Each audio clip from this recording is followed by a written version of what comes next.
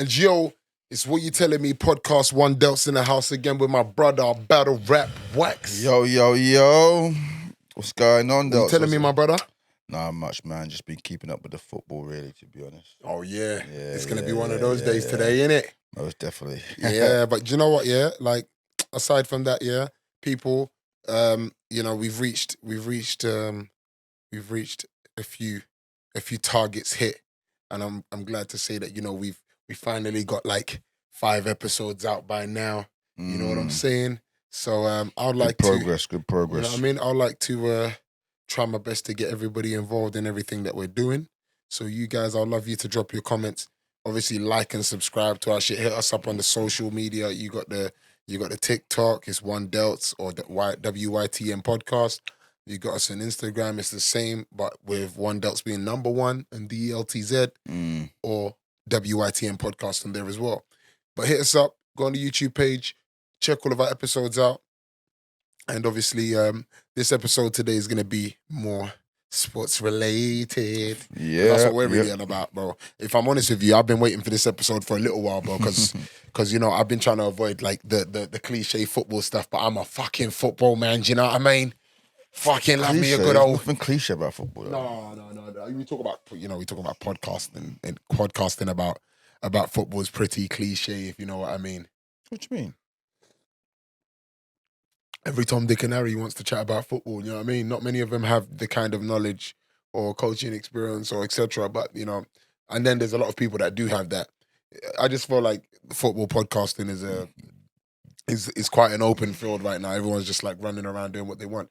So, you know, I'm a bit more, you know, I'm more into real life, you know, that real life. You know, I like to feed my experiences, other people's experiences. That's what we're all about. But same way, we're gonna talk about whatever we like, baby. You know what I mean? Of course. Nah, I'm enjoying the coffee, people. If you didn't know, One Dose is a coffee motherfucker. I'm a tea man too. Man. I love tea man. You know, as British as it gets, yeah. Cup of tea. I'm not gonna lie to you, sometimes a coffee will save your blood clots if you're absolutely slumped as hell. In other words, what he's saying is 5 minutes ago, he was slumped on that chair. Then he made a fucking coffee and now he's like half awake. He's half awake. Nah, literally. Anyone that knows Battle Rap Wax. Saved my life right now, mate. I was dead out of the car. I was going to sleep, make this home. Adults, you might as well just let me stay for the night. Man was like, yeah, let's give up on this. But no, with that being said, like I'm just gonna run it by you, bro. How do you feel our season went with Arsenal? Like, yeah, guys, by the way, we are Arsenal fans. I'm an Arsenal fan, hardcore. He's an Arsenal fan. I'm a football fan, so I'm not really biased. We're gonna get into some arguments. But yo, like, yeah, how do you think our season went? Our season went. So the first 3 games, I'm gonna be honest, I went into panic like every other Arsenal fan. Panic. I wouldn't say I panicked, but yeah, I hear you. I had a panic attack. I thought we were gonna go 10th. So you thought we were, so basically we had a good season. Oh yeah, I definitely give Arteta the credit that he had a very good turnaround of how he started to what he finished. I'll be honest, he showed the inexperience of a manager in that run for the Champions League. Even though I'll be honest, if that was Wenger, he would have had that cleaned up, dusted. Yeah. If it was Wenger, he would have had it cleaned up and dusted. You're correct. Obviously, there's some differences about Wenger, but I do think that Arteta is his protege. I agree with you. I think it's a good season. One of the main issues that we tend to come across, to be honest with you, like when we talk about Arsenal, is like people still judging Arsenal by the standards of, like, you know, the last time we won the Premier League. You know, guys, you can't sweat Arteta out the way people are sweating him. At the end of the day, you're gonna win some, you're gonna lose some, no matter who comes in.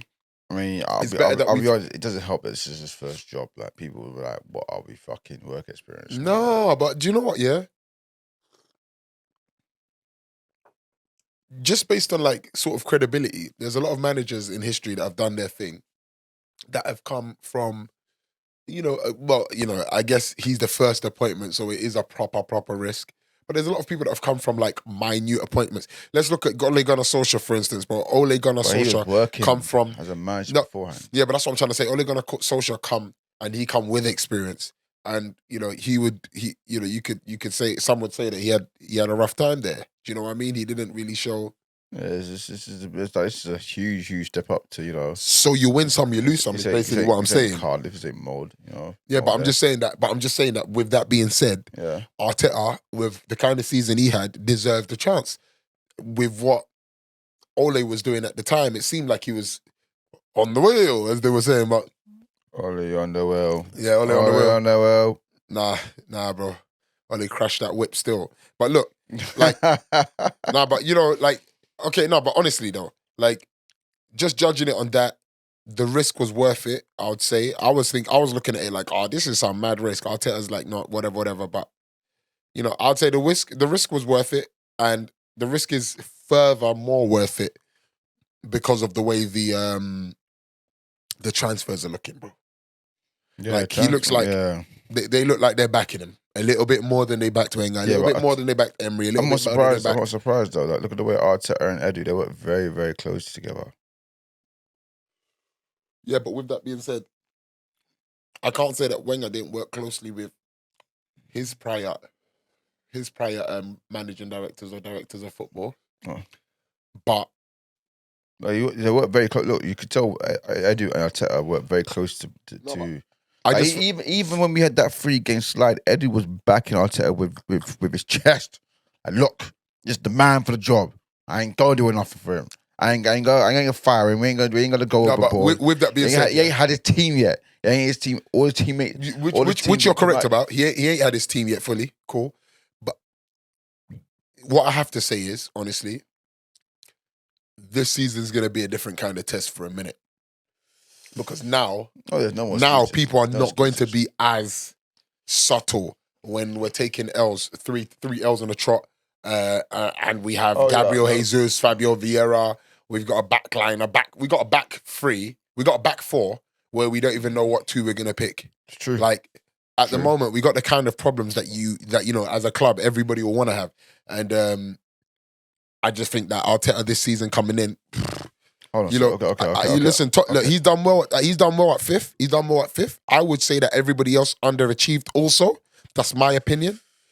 But everything is there for the taking. If everyone else underachieved and you achieved, that's on them. The same way Man City won the league. Like we can't discredit them because the remaining maybe 17 teams were just like completely torn apart from the rest of the. From the rest of the league. Well, not from the top of the league. So I do think that there's been some underachievement in the Prem this season from the big boys. Chelsea. There's been some overachievement West Ham.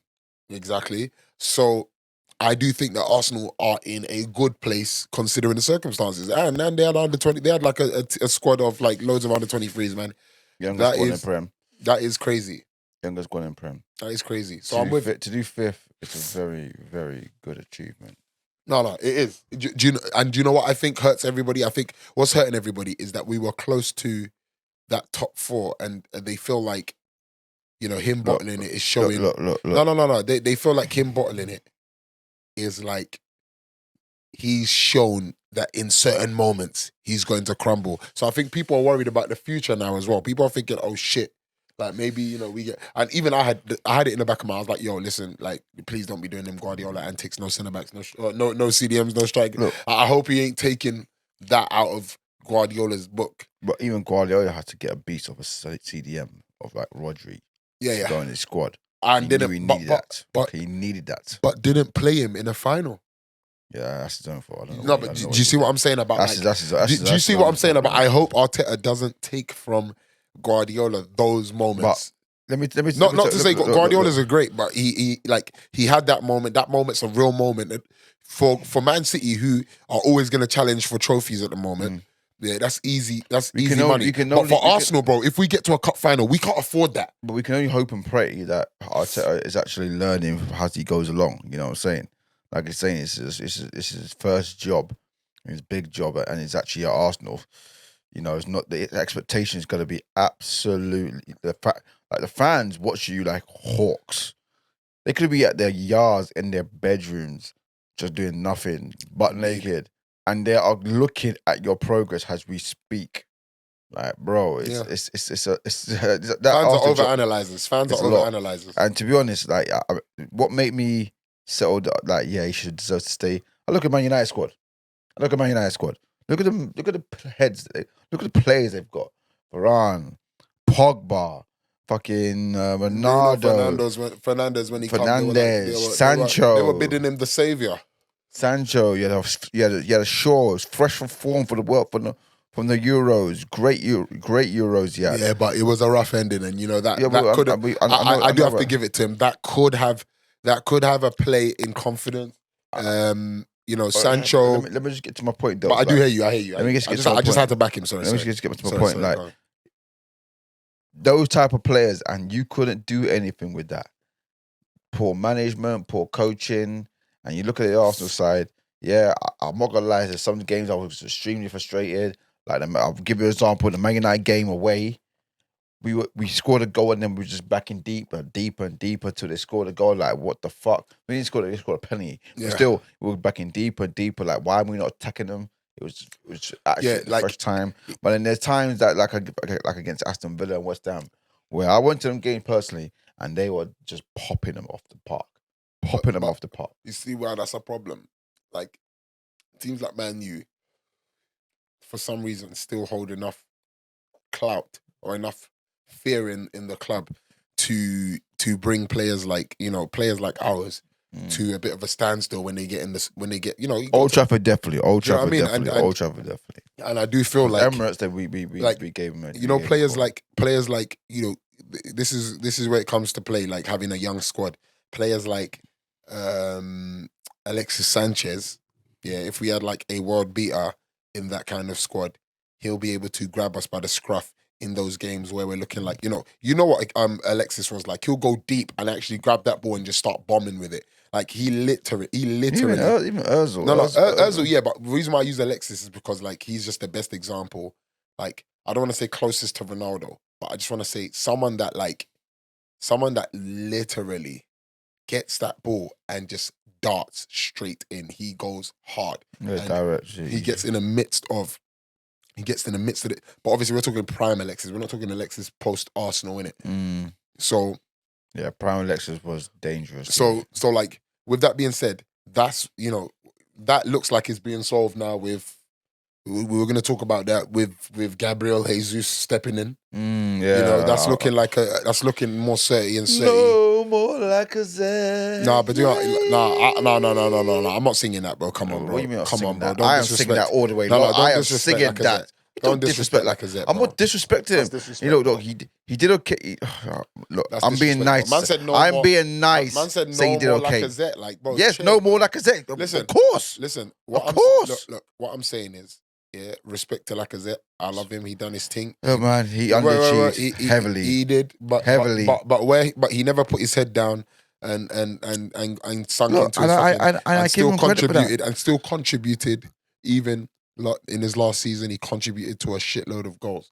He had a lot of goal contributions. Goal contributions, yes. Yeah, you're a poor man's Firmino.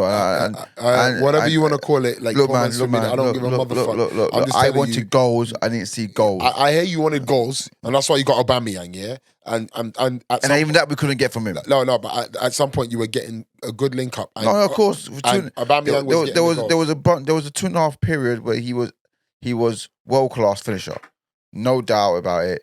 Couldn't say nothing about it. Aubameyang. This is my point. We already established that Lacazette we brought him in for this, but we found out, look, this is what he's offering. He's still offering a bit of link up play. He's still doing bits and bobs, and they brought in Aubameyang. Aubameyang, unfortunately, is the one that we have to look at with that dirty, you know, with that stink face. We're gonna have to look at Aubameyang with that stink face. We get that in the sour with that, and I'm not defending him for that. Fuck all that shit.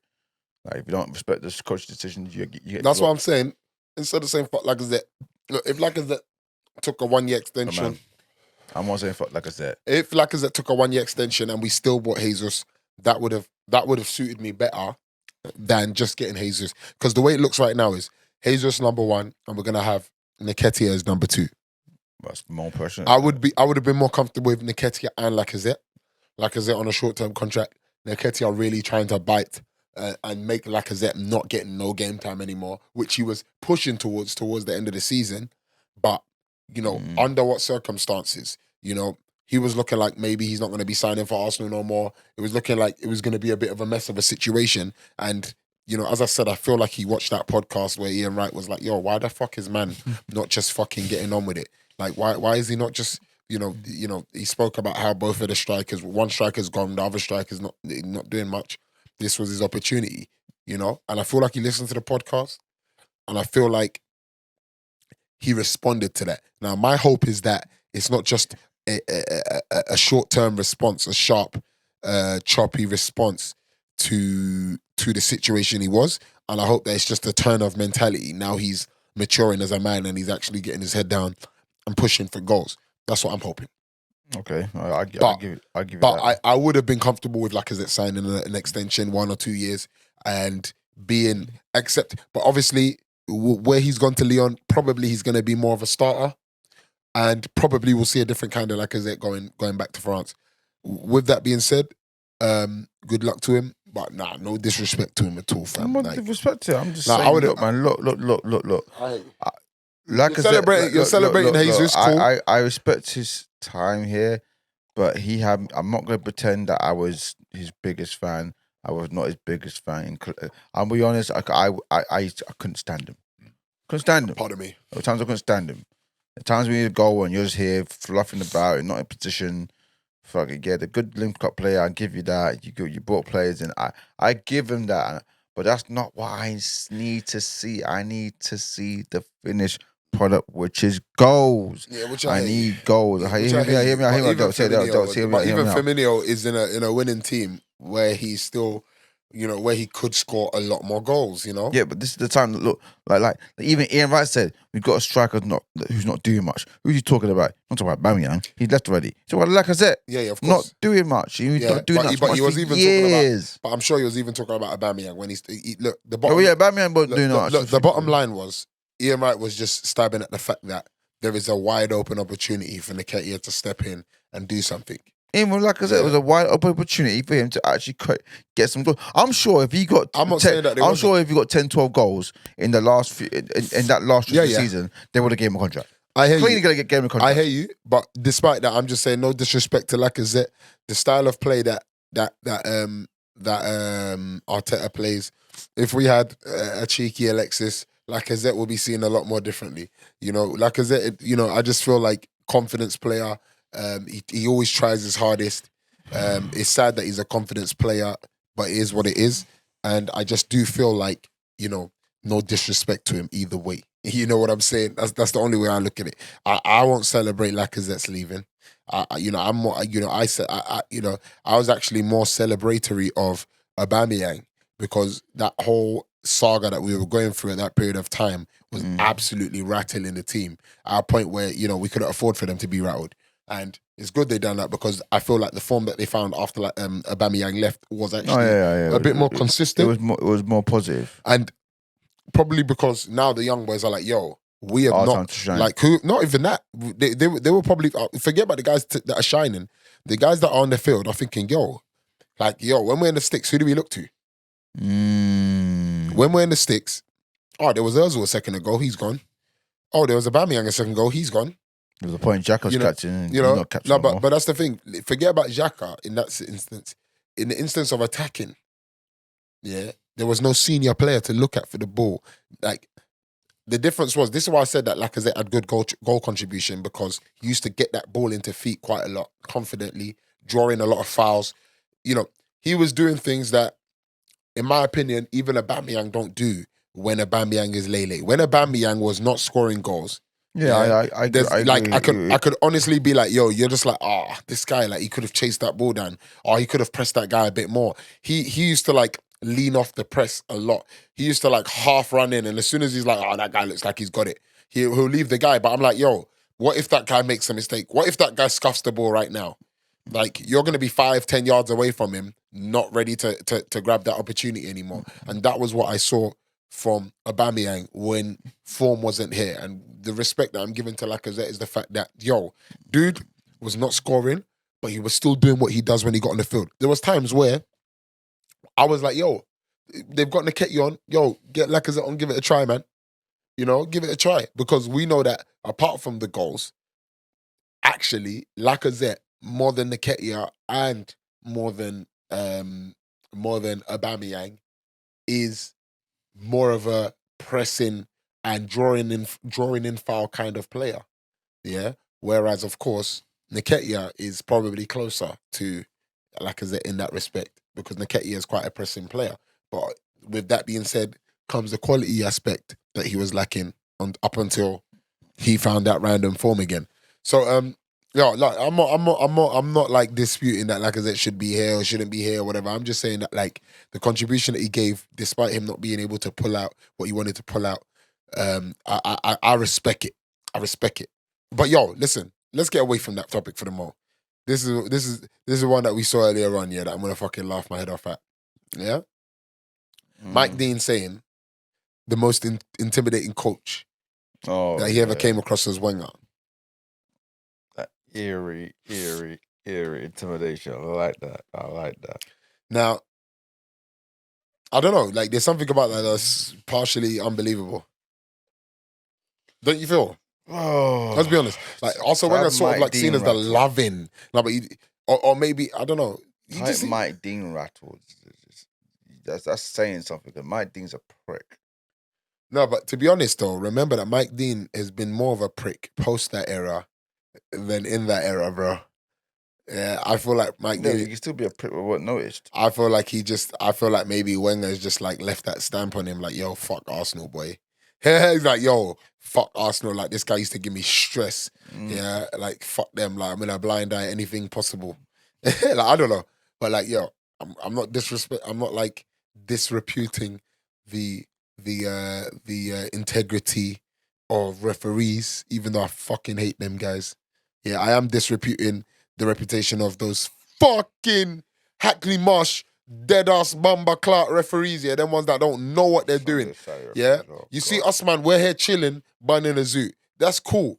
Them man are there chilling, bunning a zoot before the game. Yeah? And then they're missing half of the fucking challenges. Yeah. Fuck them guys, them guys, you FA guys, stop busting these guys that are bunning zoots before the game, because them man can't fucking see. Yeah, Bamba Clark. Referees, boy. Nah, man. You remember that ref that we had? Do you remember that ref? Good ref. Bro, I swear. Okay, so now I'm going to give you the story, So we're playing that game, where Heskey gets two-footed. So my boy Craig Heskey, relation, by the way. He is related to Heskey. But he... I wasn't there. Oh, you're not there. The game that Heskey choked out, that was about to choke out my man, and he got a yellow card. His first yellow card in almost ever by that time. I think. Was that when he where he grabbed the like that, bro? You were there that game, bro. Yeah, was that Celtics? Yeah, no, it was before Celtics, St. Anne's. Oh yeah. Bro, so imagine, this youth. Heskey's like playing this youth, like we're playing this youth, like this team, and this youth is just like very aggressive. Obviously, we're not aggressive. It's more like just more reckless. And we were looking at him like, big man, are you okay? Like you're doing certain things that will get you, that you're gonna get people injured and potentially get you beaten up. Like chill out. So obviously he kept on putting in, leaving 1-2 bits and bobs. And remember that game, Heskey switched at that Don, and I think the guy threw a 2-footed challenge, and Heskey sort of like opened his legs up like that. Oh yeah. And the guy's just gone all the way through him. Like the guy was gonna kill him, bro. He was gonna kill him. The slide tackle, the guy ended up through his legs, his face, his hair. Like Craig ain't had to go to him to choke him out. Craig has just gone like that. Like, are you fucking dumb? Because literally the guy slid, trying to absolutely, he's trying to leave man's ankle like 5 yards away from where it should be. Mad. Yeah, and obviously now he choked him out, blah, blah.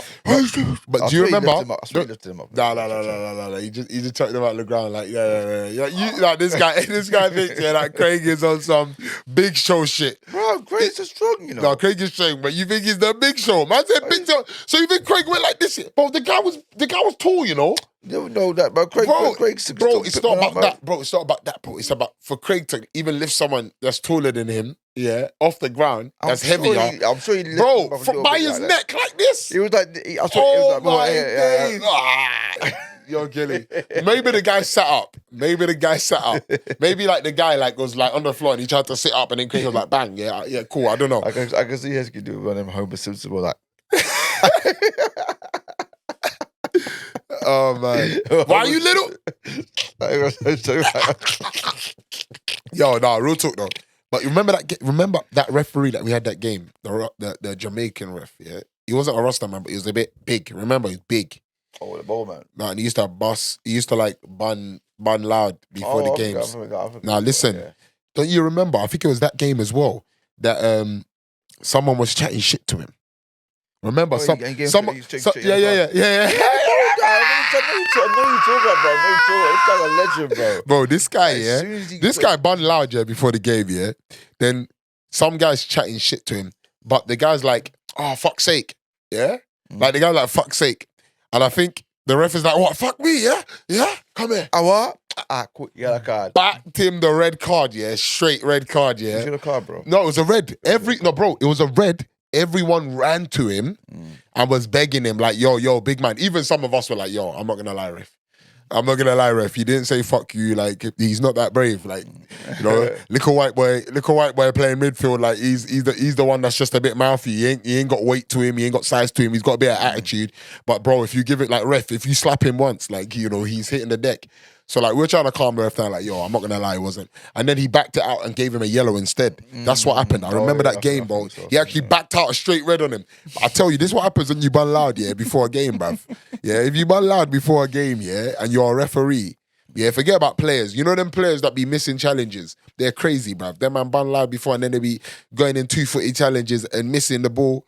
Catching next man. I'm not gonna lie. I've learned my lesson. I'm not gonna lie. I think Heskey told you about this game before. I think it was Hell's End. Hell End. Yeah. Okay. And what, you bun loud for the game? Yeah, and it was terrible, bro. I would do this, bro. I was making passes. I can only imagine. Titus Bramble would be proud of. No. The one point I thought, I'm not gonna do this again. Oh shit! I think he told me about this game and he was burning. He actually no, bro. I actually remember this game. Heskey phoned me at half time. Wasn't it you that brought him into this team? No. Was it not that team? No. Bro, I remember there was a game, bro. He phoned me at halftime. He said, bro, that you're not stringing the passes. You're not doing this. Oh. Yeah, he said that. Halen, So this is what I knew. He was burning. This is what I knew I was going to futz. So the third goal they conceded, the ball went over my head. I didn't even turn around. I just was like... My man was spaced out. Oh, I was like... And then literally, I looked behind me, ball in the net, and I was like, oh, this is man. gonna be a good day. You know them FIFA ones, when you crack the shot and everyone's just standing there like this. And you're like, hey, yo, big man, FIFA, man, allow it, man. You're just bumping, man, bro. You just like, you just put the like switch on there and then, bruv. Every man just turned into fucking dummies for a split second, bruv. Training mode and that. Yeah. Fucked. But I'm not gonna lie, that's peak. From there, I think, no. But you know what's funny about me, bro? I've scored some of my best goals. Like, you know, I won't lie. I'm not as comfortable playing centre back with Loud in me. Yeah? I'm not as, because I'm a natural centre back. And like the way I play, like my style of play requires, like, I think you've noticed, my style of play requires shit load of focus. Yeah, like quote me on this, bro. Yeah, if there's anyone that backs a player as a defensive partner, anyone that clears up their shit more than me, like at the level that we play, bro, I'm not sure there's many. Yeah, I clear other people's shit for days. My focus is there. I'm always like, I sort of anticipate where the fuckery is already gonna happen. prior to it happening. You see me even make calls where I'm like, yo, guy, you need to watch that man. Even though the ball's on the other side of the pitch, I'm like, yo, you need to watch that man. And like, my man won't watch him. Ball goes through on him. Bang, goal. I'll be like, yo, you man don't listen, bruv. I know my defense, fam. Do you know what I mean? Yeah, So like I require like a lot of focus, bro. My style of play. So like, I can't, but depending on how I'm feeling, I think if I'm like super energetic, I can probably ban lad because it might even help. But like when I'm like calm and relaxed, bro, if I ban a zoo and then play centre back, yo, it's long, man. it's long. But bro, as I said, I have scored some fuckery goals. Yeah, banning lad before a game, bro. Some fuckery goals. I should do some crazy in football. I think it's different for me because of the fact that my confidence. Yeah, like when I'm bun loud, I feel like when I'm approaching the ball, I have less give a fuck. Do you get it? So I think that's the difference. I can't be less give a fuck as a centre back because of the risk. As a striker, you whipping a ball, yeah, and I'm looking at it like I'm gonna hit that in the volley, and I just hit it, and I scored one banger. Clipper will tell you about this, guys. Yeah, someone whipped in an early cross at Bobby Moore in it. Early cross, bro. I looked at him, he whipped it to me, bro. And it was the dumbest volley ever, bro. It was almost like a Van Persie volley. I had to jump high to catch it, bro. Yeah. It was fucking mad. But you know I score bangers, cuz. Hey, sorry guys, I'm just gassing myself up here. Yeah, I bet Kiernan will be like, oh no, don't. You're chatting shit, man. You're shit. Like, yo, fuck you, man. Like, don't chat shit. You know, man scores, yeah. Like, not at them man's level in it. Them man are pros and that. But I'm not gonna lie, I've done some pretty mad stuff out of that football game. I remember one time, yeah. And this is the game. I think this is the games where Saturday used to play St. Francis, and this is where I just didn't give a fuck. So I think I'm 21, 22, and half time now. I thought I was funny, so I'm like, it's now I know I'm gonna win the game. I'm gonna drink a beer. We were 3-0 up, I think, and I drank a beer at half time. Second half, he was under the cosh. I was like, oh, fuck. bro, let me be real with you. I was so cocky. I was like, why the fuck did I do that?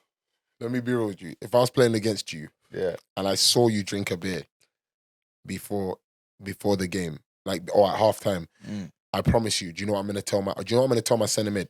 I'm gonna go up top. I'm gonna tell my centre mid, listen, I'm gonna stand next to Terry. Everything in behind. That's it. I'm gonna make you run. You're gonna throw up. I'm gonna make you run. We're gonna do cardio on my life.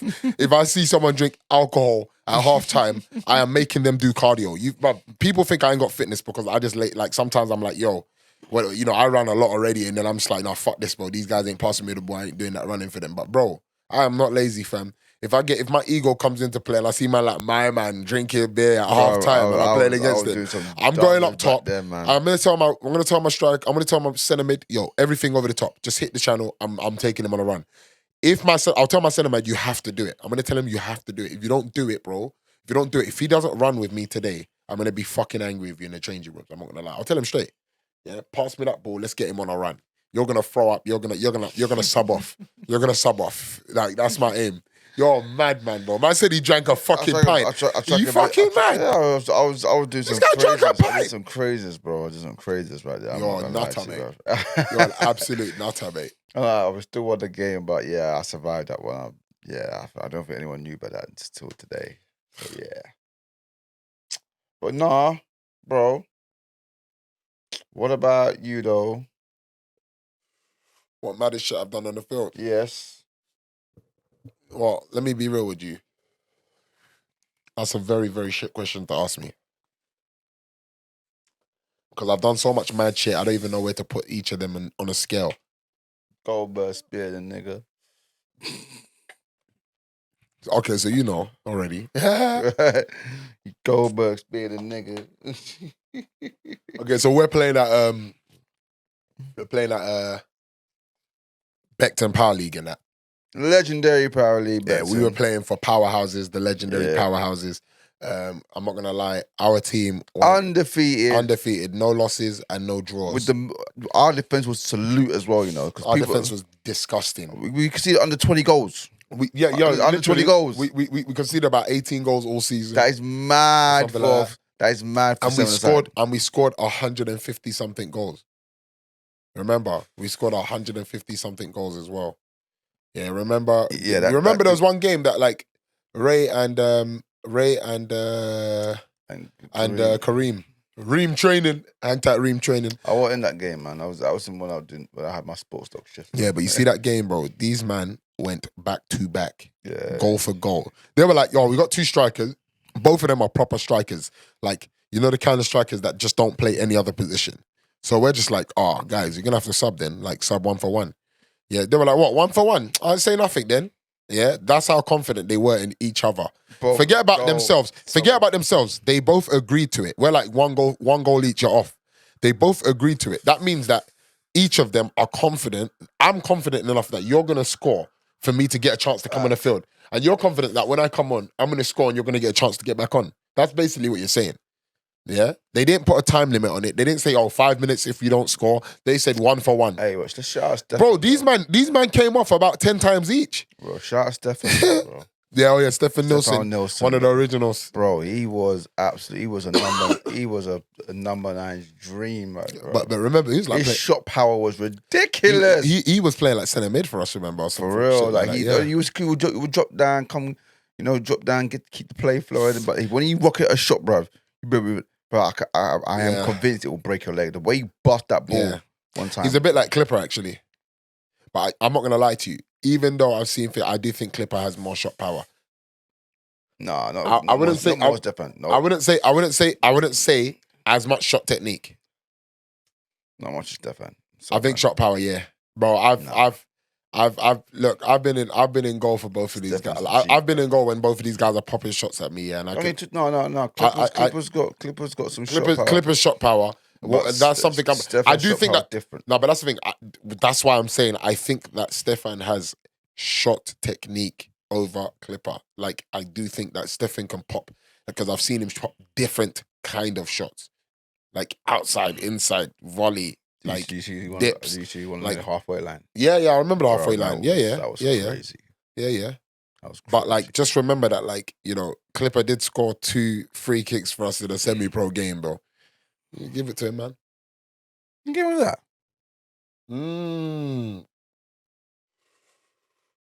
It was a game where we were playing against the Irish team and they were winning 1-0. He won that game for us. 2 free kicks, 2 goals. What area was 2-1. that? West. Oh, yeah. 2 free kicks, 2 goals. Hang tight, Clipper London. Yeah, that striker was annoying, man. Their striker was annoying. But touchy.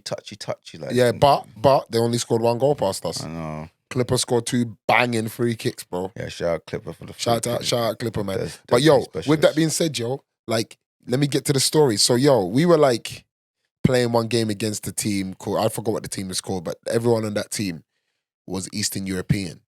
Yeah. Now, if you know about Betton, you know about population and demographic and whatever. You know, loads of Eastern Europeans down them sides. I used to be cool with a lot of them. I used to play basketball down Beckton Park regularly, you know, whatever, with these guys. But obviously I used to get a lot of those, like, especially when you get physical. When you get physical and they don't like it, I used to get a lot of, like, you know, one cheeky comment in Lithuanian or in whatever language it is. And like, yo, so obviously we're playing against them now and they're speaking their language to each other through and through. Yeah. My guy here. Yeah, I didn't even hear it. As usual, fuck you, bro. I'm going to talk about your usual football first.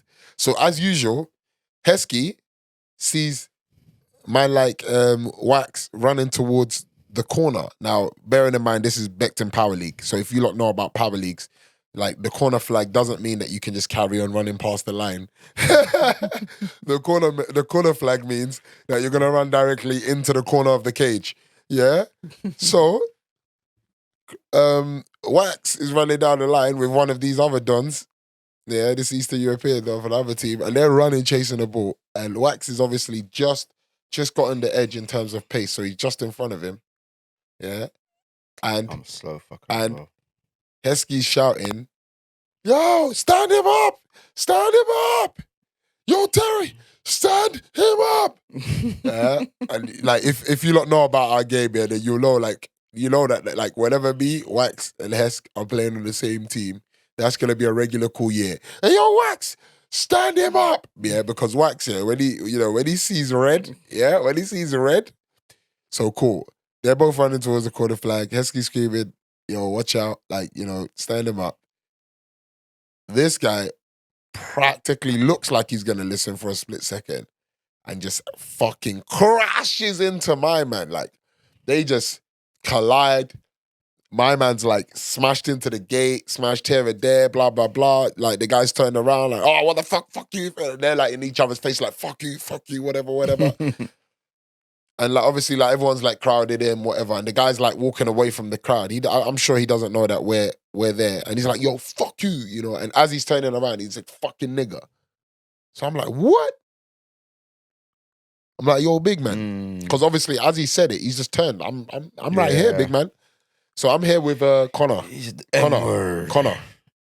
Connor, goalkeeper. Oh yeah, Connor, the chef, you're done. So I'm here with Chef Connor. You get me?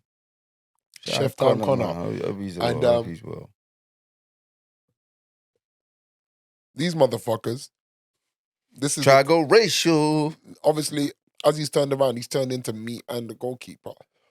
The goalkeeper's white, by the way, so I always double check because I don't like to be like that angry black man that's just tripping out and like when I hear anything that half sounds racist. Most of the time, I don't even give a shit. But the problem is at football, it's like the adrenaline is pumping. Yeah, shit is going crazy. Mm-hmm. So like it's a different ball game. Like you racist out there, like the reaction is definitely real. So I'm like, yo, big man, what did you say? Say that again. Yeah, all of a sudden. What? Not speak English. I'm like, oh yeah, common. It's common. It's common that people don't speak English or are just somehow able to say "fuck you, you fucking nigga." It's like, okay. So, with that being said, what did we do? I stepped to him. I said, "Yo, big man, let's go." Like, we can't have that. I've gone to the ref. I said, "Ref, yo, big man." Like, my man said some foul shit. It's probably best for you to just get him off the pitch. The ref's like, I'm not even going to lie. I didn't hear nothing. Just play your game. Like, now, this is Keith, by the way. Yeah. So when Keith says just play your game, I'm like, bad man, Keith. Bad man, Keith. Say no more. I'm like, say no more. Say no more. Yeah. Obviously, Keith is giving me the eyes like, yo, but just like, try and keep it as much football as possible. Like, try not to punch him up like while he's got the ball. Like, try to just kick him or some shit. Like I was like, I'm looking at Keith like, don't worry, he's calm. Break this time. So bro. obviously the game's like it's bang, breaking bang. legs time. Like, collecting the game ankles. is just bang, bang, bang, collecting bang. Ankles. People are just getting smacked up left, right, and center. Yeah, like loads of every challenge is just heavy. Yeah, and then Heskey gets the ball, and there's the Don that's been racist and his teammate, and they're standing, two of them in front of him like this, and he's standing there with a ball, and he's shimmying like. Am I gonna go? No. Am I gonna go? Nah. So as he's done that, as he's done that, I've clocked the eyes on Donny that was racist, and I'm like, he wants to blood. He's looking like he's not having it. He's not liking this, and I'm like, okay, I know what's going on. So he's just tipped the ball. Heskey's just like waited for one of them to step in, and as soon as I think it was his teammate that stepped in, as soon as his teammate stepped in, he slipped it past him, in between the two of them. Gotten past both of them, because everyone that knows Hesk knows how quick he is.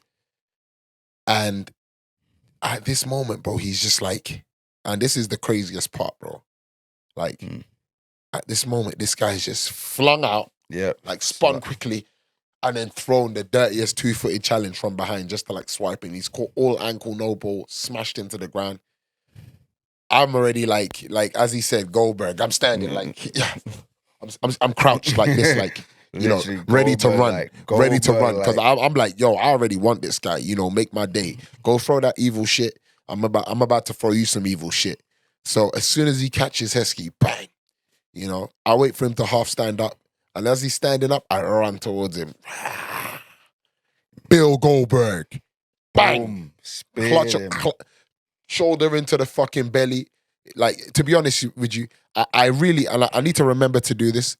But I really need to put a clip of what I look like when I'm charging at someone. Like in MMA, I've got a clip of me in MMA going for a similar thing. It was a similar Goldberg spear takedown that I was going for. Like, it was similar to that. I ran into him, took him down like it was American football, smashed him on the ground. Goldberg speared And then I him. stood over him like, yo, are you fucking dumb? Who the fuck is a fucking nigger? Say that shit again right now. The guy stood there like this. He didn't want to say shit because he knew immediately. You say the wrong thing in this moment, this Donny's crazy. I don't fuck with racism. He was scared for his life. So obviously, the referee's like, oh, yo, I got sin bin you for that. I'm like, yeah, say nothing, bro. You know he's got to get sin bin as well. He's like, yeah, say nothing. So he sin bins both of us. I'm like, perfect. So obviously, me being heated, I already told you, this is football, man. I'm not like this no more, but I'm outside there and he's standing there he's literally looking at the game at the cage like this, like trying his best not to look to the side because I'm standing by the side looking in his eyes like this, like, yo, big man. I'm looking at him with violence, like, I'm looking at him like, yo, say that shit one more. Look, big man, you said it with confidence.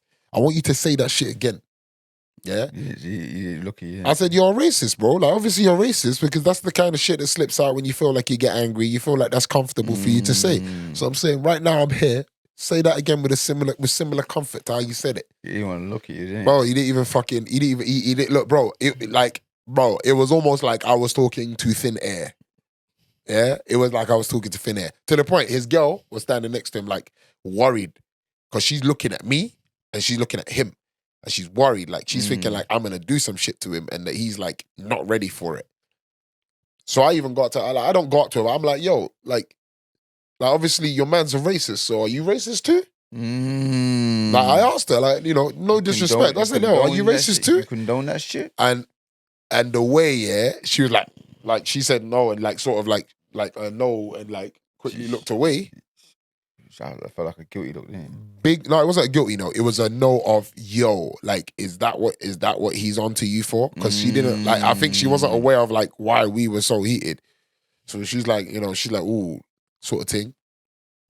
But I'm just thinking, like, yo, big man is our punk because I spoke to your wifey, like, next to you about how you're a racist prick. Like, if you really about this, like, if you confident enough to throw that shit at people, you should have turned around and said, yo, are you dumb? Don't talk to my woman, bruv. Because if I was in that situation, I mean, maybe because I'm not a racist fucking prick, like, I wouldn't just be like, yo, you fucking, you know, you fucking whatever. Like, obviously, I wouldn't be guilty enough for me to feel like, you know, someone can chat to my woman and I can't say nothing. Are you stupid, bro? So obviously that's why I done it. I done it to actually try and trigger him. I wanted him to like actually respond. I wanted him to fight. I'm not gonna lie. Like in that moment, I just wanted to give him a real hiding. But at the same time, I've just got this thing where I'd rather someone else throws the first punch. Like I don't like being that guy because most of the time, if I throw it, just judging by the kind of guy he was, if I threw the first punch at him, it would just probably be police action. So it's all dead. But like that's the problem with football, you know what I mean? Like, you know, it goes all the way from like grassroots all the way to the top. Like there's still racism flowing like it's nothing. Yeah, facts, and I'm not with it. I'm not with that shit at all. You know what I'm saying? Yeah, man, fuck that. But yo, listen, away from that topic, let's well, first of all, I'm gonna give everybody a quick what's it called? Like this is my quick 2 pence. You can agree with me, you can whatever, who gives a fuck. This is my 2 pence. I don't know about the history of football, but I'll just say, since the Premier League has existed, and I'm not just saying in the Premier League, but I'm saying since the Premier League, when did the Premier League exist? 92. 92. So I'll say, since 1992, I think the least competitive position since 1992 is the left back. I don't know about prior to that, but I just feel like... What do you mean league competitive? I feel like, you know, when you look at it since 1992, I feel like when you look at like right backs, there's a fucking shit long list of right backs. Always. There's always just a long list of right backs.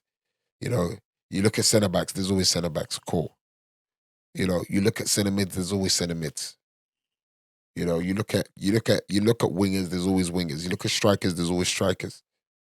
Yeah, there's always competition in every era, and I feel like one of the areas in football that has been the least competitive, as in, so I'm not saying the least competitive as in there's been no one there, but I'm just saying like, you know, at some point, it's easy to say who the best left back in the world is. Okay. Like, I feel like agree. at every point since 1992, it's easy to say, yo, this is the best left back. This is the best left back. At each point, this is the best left back. Whereas when you talk about right back, it's always more like, oh, well, but this guy offers this though. Oh, but this guy, there's always a time where we were arguing between Maicon and Dani Alves. Do you know what I mean? And that's just two Brazilians. There was shitloads of right backs. It was at that period of time. I'm sure Sergio Ramos was a right back. There's so many guys that are right backs. You know what I mean? There's so many people. But for left back, like, at Real Madrid, Marcelo has been at Real Madrid for a very long time and unchallenged almost. Yeah. Then they brought in Cohen. They had Coentrao for 1 second, remember? But that guy dipped in and dipped out. He was like a fucking utility man as fuck. I don't know about you. I don't know. Like, if you could think of a position where there's been less competition than the left back, tell me. I won't say just the left back. I'll say both fullbacks. But as I said, I beg to differ, because with right backs, there's always, like, at every period of time, there's always been quite a few right backs that had that argue a state for the best in the world. So what? There's always a group of players for each position. Just that least position that people will look out for is fullbacks. Naturally, just fullbacks. But I do still feel like people do look out for right backs more than left backs. I feel like people get one left back, and that left back gets, like, they don't want to get rid of that left back forever. Do you know what I mean? Or they chop and change regularly because they can't find a left back that's good enough. Do you know what I mean? Like, Liverpool went through that at some point. Liverpool are chopping and changing left backs regularly. They've got quite a few left backs. Yeah, but that was like chopping and changing because they weren't doing good enough. Which period are we talking about here? Bob, they had Moreno, they had Enrique, they had who else did they have at left back? I'm sure they had a few people that they brought in and out. Sacco. Yeah. No, not Sacco. Sissoko. Sissoko, spelled with a C. Okay. Sissoko. Traore? No, he was centre back. No. He was centre mid. The only Traore I know at left back would have been Arsenal's. No, he was a right back, wasn't he? No, he was left back. Was he a left back? Okay, there you go. So Arsenal's. Remember, he almost caused the upset against Man City, bro. Wasn't he the one that Barca got? Bro, I watched the Man City documentary, yeah, and like Lescott was like, Clichy came up to me when they brought on Traore. Yeah, Clichy come up to him and said, "Hey, yo, this guy's fast." Yeah, and like he said that he slightly got shook because in his head, Lescott is thinking, yo, Clichy, you are fucking rapid, cuz. Yeah? So if he's saying that this guy is fast, if Clichy is saying someone is fast, yeah, this guy must be fucking blowing everybody out their fucking backside. It's crazy. You know him from Arsenal. Yeah, obviously, that's what I'm saying. So imagine Clichy, imagine in that game, yeah, in that Aguero, imagine in that game, you're a centre back, and Clichy turns around and is like, yo, fam, yo, this guy's rapid, don't sleep on him. Like, bro, you'll be shitting yourself, guys. You'll be shitting yourself. And the thing is, remember, he's the one that actually caused the upset. He's the one that made them have to work harder. He's the one that burst in and whipped in that ball. Was he the one that scored? No, he wasn't the one that scored. He's the one that whipped in the ball. But he made a break, I remember, down the left-hand side and tore everyone a new backside, bro. Imagine at that period of time, they went down. Hey, bro. But he was still a shit left back. It's crazy. Yeah, he was whack. I just remember the Arsenal 8-2. 8-2. After the game. 8-2. Straight after the game. Straight after the game. God, club. QPR. Bye. QPR will have ya. QPR will have ya. They'll have you, mate. Yeah, they'll have ya. Get out of the club, mate. So get out of this club. No, it was too poor. He was a ruffian in that game, bro. Absolutely dead. I think that's what we panicked by. Or did we panic by? We got Mertesacker. Andre Santos. Andre Santos. My God, that guy, yeah. Let me be honest with you. He stole a living at Arsenal. He stole a living. I mean, don't get it wrong. He was not good enough. No. He scored a bit of goals.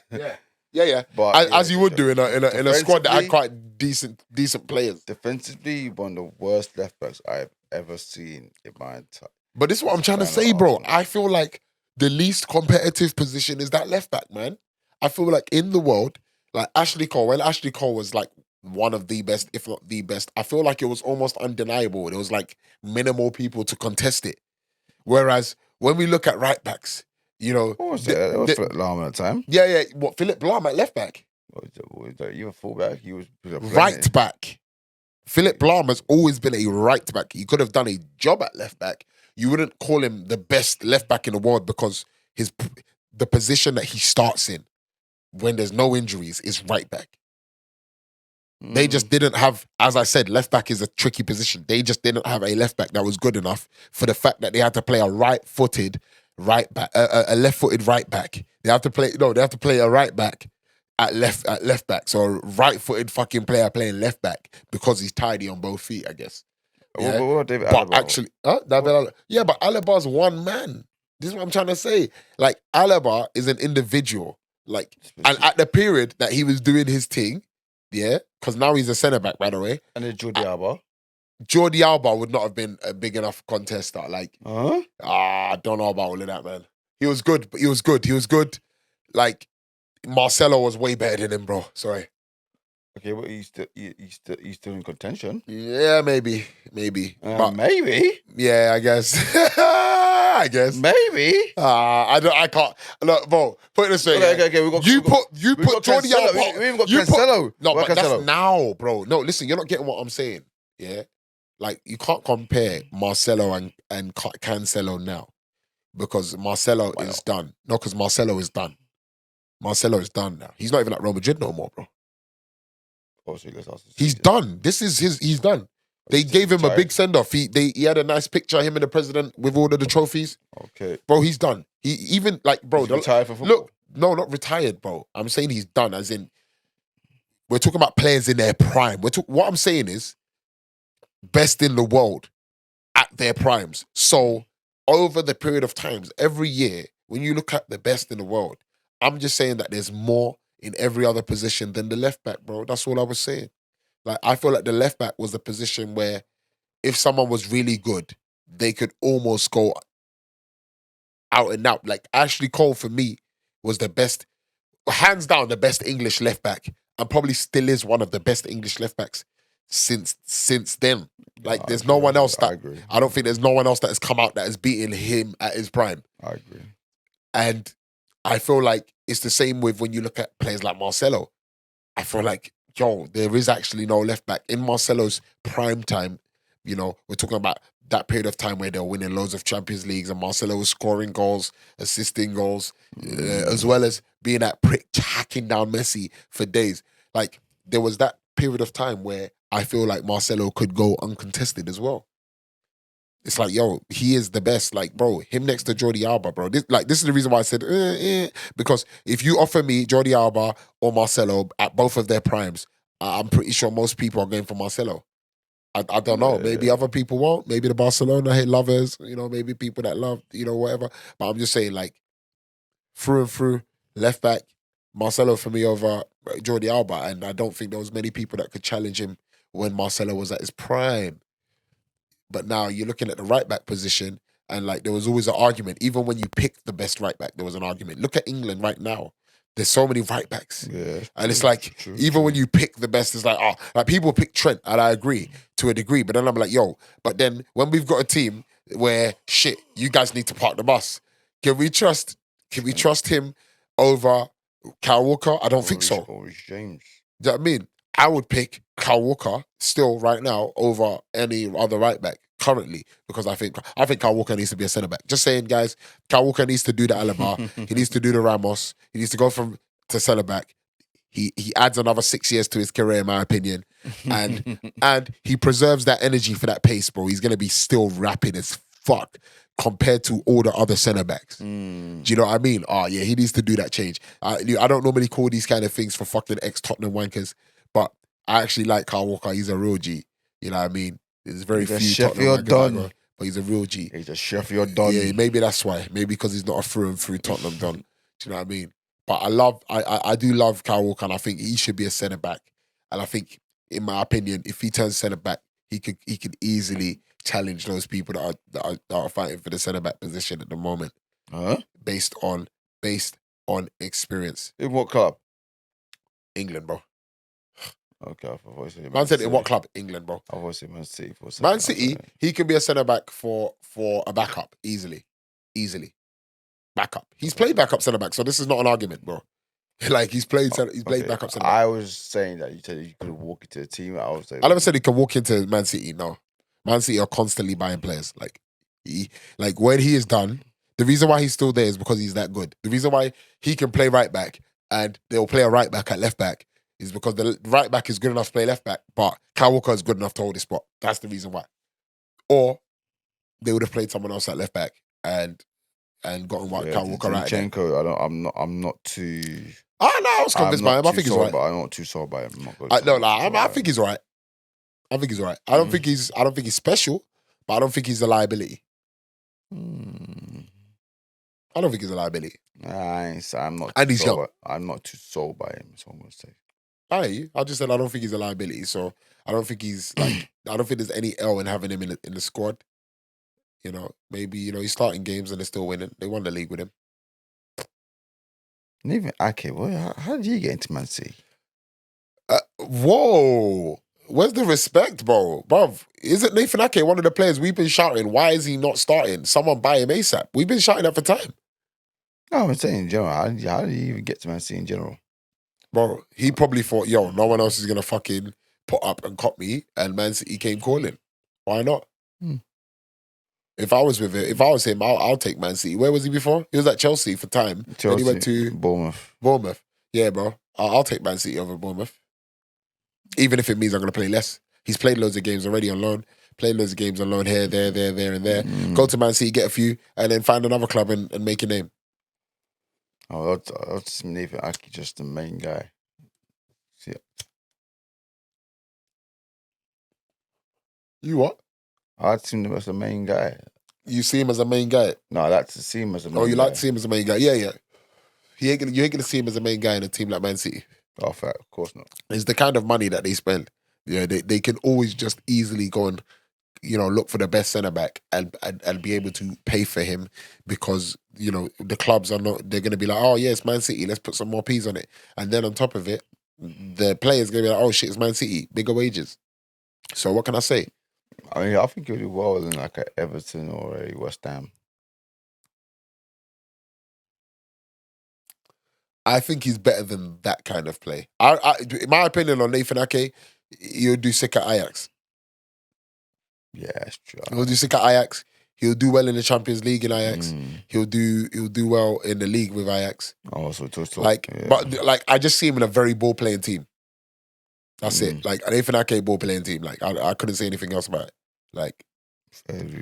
Yeah, Man City ball playing team, cool. He'll get a few games and he'll enjoy it. But I just feel like he's not going to get as many games as he deserves for the point of the career of his career that he's at right now. Do you know what I mean? But yo, before we, because that was just my left back. That was just like my little prelude, like my little 1 2 2 pence, 1 piece, 2 piece, 1 pence, 2 pence, chicken and chips. Yeah, bruh. I was just chipping in. 2 piece chicken and chips. I was just chipping in. But I'm gonna end it. We're gonna end it on this. Yeah, we're gonna do a quick one, and let's not let this last too long. Yeah, let's go for this like very sharply. You pick your player, you say a reason why, and then we do the reasons or the arguments after on a very limited basis, just to like keep everything nice and refined. All right, cool. Let's go for it. Let's go. You're 1 to 11 with no Man City or no Liverpool players this season. Oh, I like this. Yeah, 1 to 11. I like this question. No Man City, no Liverpool players this season. Calm. Yeah, cool. Who's gonna go first as the goalkeeper, me or you? You go first with the goalkeeper. You start first. Right, so my goalkeeper, and there's no, I'm not gonna lie, there's no debate about this. Ramsdale for me, single-handedly changed the season for Arsenal when he got bought. Everyone thought what we're doing 30 million for a goalkeeper in the Championship. Everyone thought we were moving absurd. Everyone thought we were moving crazy. Ramsdale came in, and I'll say it was a big big contribution for our comeback season. Okay, I'm with you. And becoming so impressive. Okay, I'm with So you. I've definitely got Ramsdale as my keeper this year. Okay, I'm with you. So then, I'm gonna go with Ramsdale also, but I was on a sly mix with Mendy. Yeah, I'll be honest. Oh yeah, Mendy. I'll be honest, and to be honest with you, in fact, actually, with that being said, just so that we can have a different team that can challenge, I'm gonna go with Mendy. Yeah. Now, not because I think Ramsdale's not good enough or blah blah, but I do think Mendy is generally speaking the better keeper. At this stage, I don't think that Ramsdale's far off. I feel like Ramsdale, if he carries on the way he's been, would have a very strong claim for being one of the better keepers in the league, especially with his ball playing ability. He's got a very good push push for England #1. And Right. no, I think he's already England's #1 in my opinion. I for me, I just couldn't see how I would pick Pickford. I feel like he's had his chance. He's done well, but he's had a rough season. He did come through for his team towards the end of the season, but he's had a rough season with Everton. Ramsdale is really actually pulled off a lot of worldies at moments where we could have lost a lot of games, and I don't know, but with that being said, incredible. With that being said, we're gonna go with Ramsdale, Mendy. Ramsdale, Mendy. All right, cool. Ramsdale, Mendy. I'm going Mendy. Okay, cool. I'm gonna go with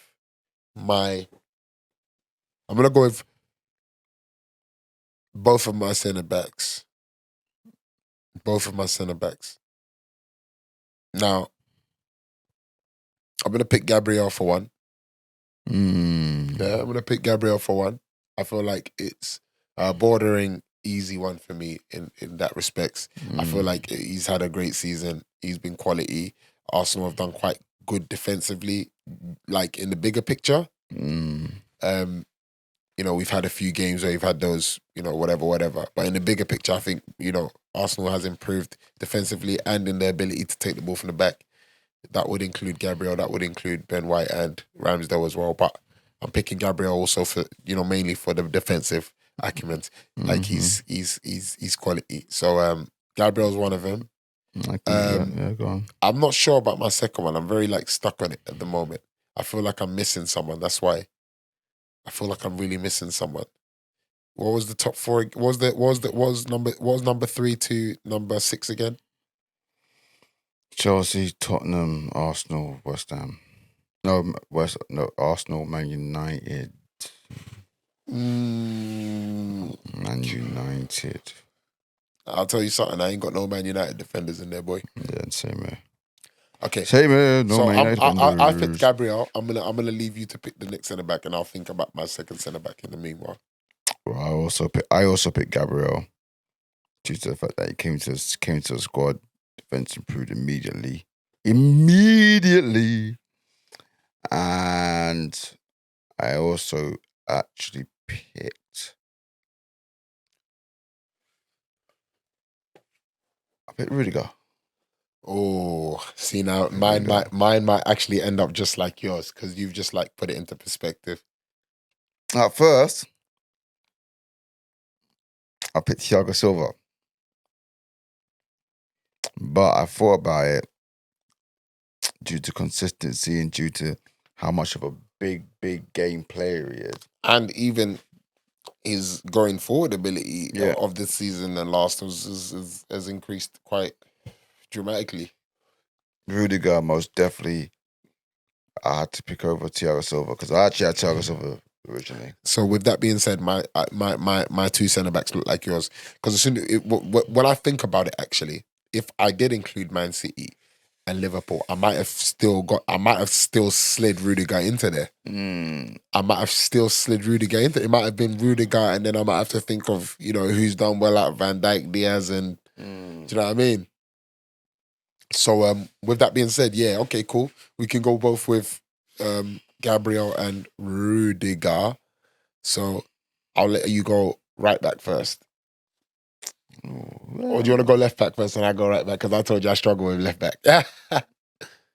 I'm trying to think who I picked, because I just got before left back. Left back. It's a bit naughty. Right back, I think I had Matty Cash. Matty Cash is your right back, yeah? I think. Matty Cash is your right I back. think so. Not Tommy Yasu, you know? Mm-mm. Not enough game time.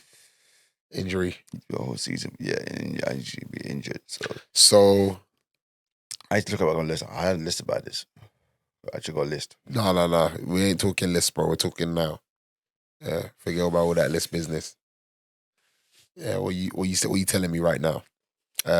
So okay, right backs. So you went Matty Cash. You think? No, don't go searching for it, bro. Talk to me off the rip. Talk to me off the rip. I'm talking for the real, because I know how to preserve a list for this. And you're searching for the list. I'm not searching for the list, man. What you doing?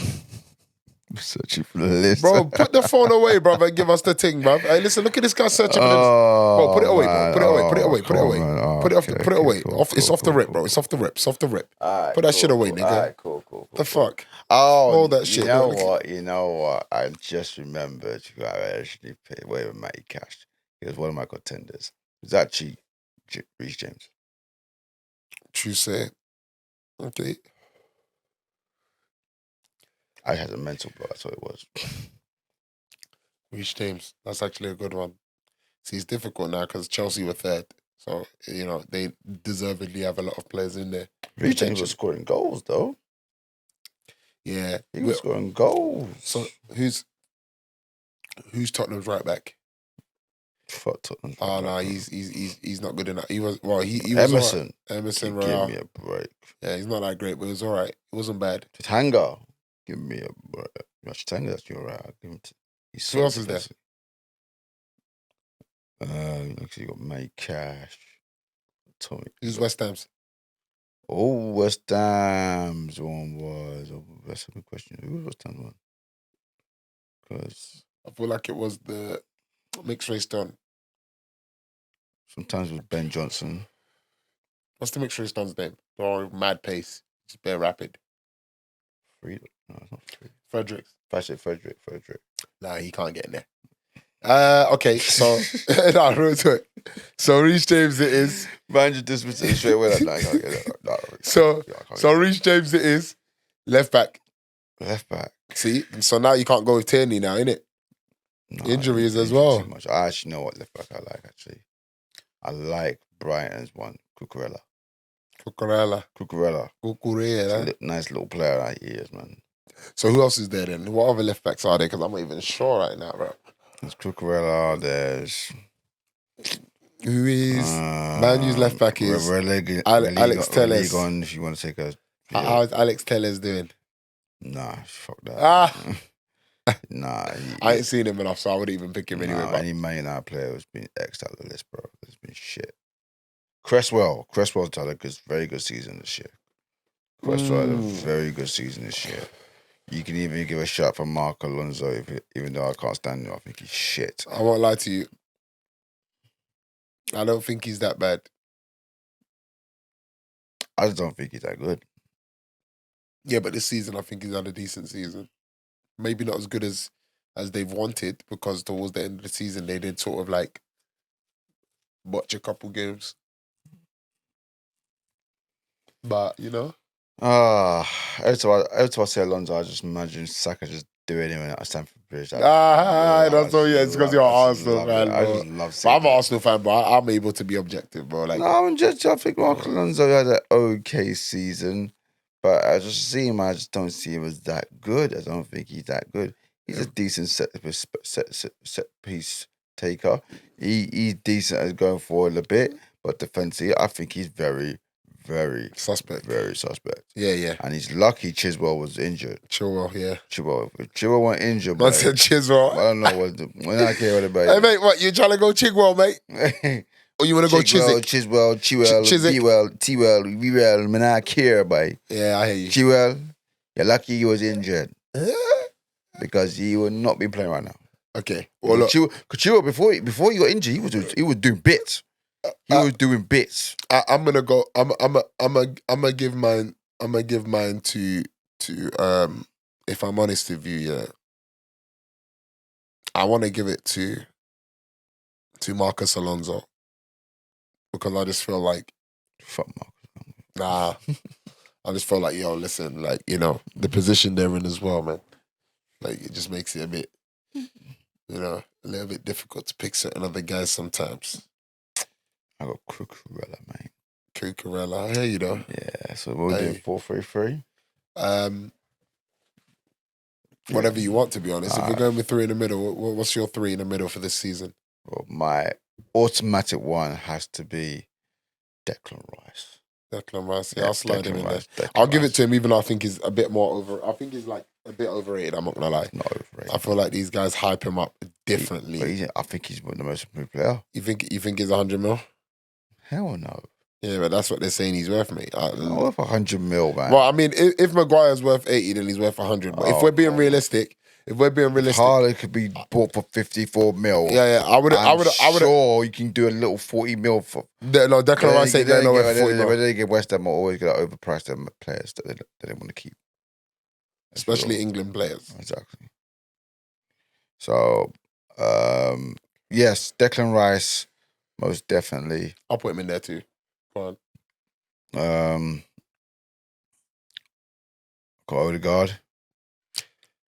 I was gonna give Odegaard that, but I slyly want to give